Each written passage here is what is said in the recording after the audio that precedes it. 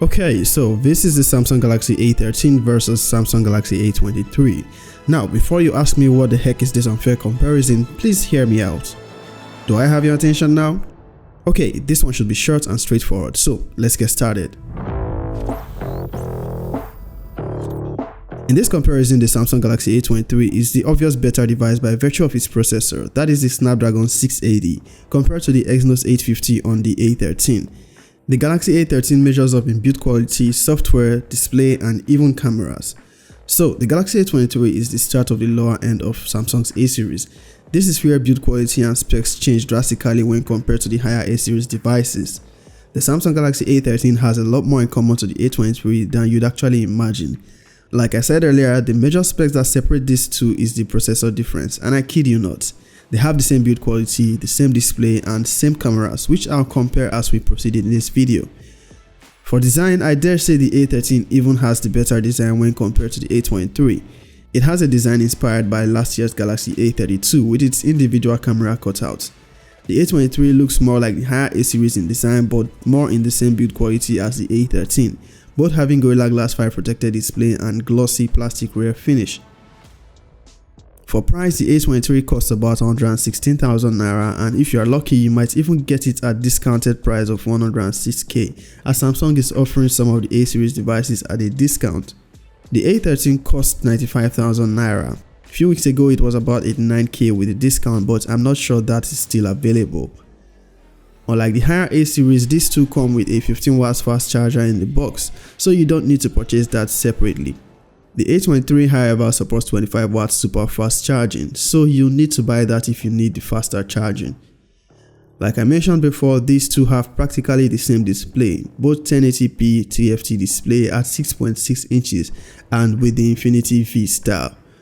For the A23 we could say AMOLED would have been better, but for the A13 this is solid as there's barely any device under 100,000 naira with a 1080p display, and it's a good one.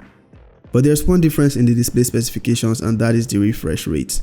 The A23 gets the better 90Hz refresh rate compared to the 60Hz for the A13, which might be a deal breaker if you are coming from a high refresh rate display, but I think 60Hz is permissible for this price point. On software, they are both running One UI 4.1, but the A13 gets the core version, which lacks a few main One UI features like Smart View and Secure Folder. Another feature missing from the A13 is the Edge panel. For some reason it is absent here but present in the lower Galaxy A03. Maybe an oversight and a software update should bring it, but this is a favorite One UI feature, especially for multitasking. The major difference between the Samsung Galaxy A23 and A13 is the processor. The Snapdragon 680 is way ahead of the Exynos 850 performance-wise. While the Exynos on the A13 is an okay processor for its price and a decent upgrade from its predecessor, it is not one for a heavy user. That is to say, if you throw heavy stuff at your device, you really should have a higher budget because the A13 might struggle to handle some heavy multitasking. It will do well on your regular apps, but you might want to have your expectations low. They both get the same 5000 mAh battery capacity, and I can say for certain the A13 will give you a better battery life as it doesn't have a high refresh rate display. On their cameras, they have exactly the same specifications except that the A23 is supposed to have OIS on the main camera. But you be the judge and compare video from both cameras and see if the one from the A23 is more stable. Also while checking to see if there's any major difference in quality from both devices, or actually which has the better looking video. Both phones take great photos and have similar performance, and if you ask me, I'll say the A13 measures up real good, making it the device with arguably the best cameras for its price. Maybe it's just me, but the A13 even looks to do a little better with sharpness, especially on selfies. Looking at both devices, obviously the A23 is like a more complete version of the A13 with a more complete version of One UI, also a much better processor. The Galaxy A13 comes close with the same build quality, display, and probably better camera performance. If you're not a heavy user, you will be quite satisfied with the A13. But if you intend to do major multitasking and maybe some decent gaming, you might want to just up the budget and get the A23 instead.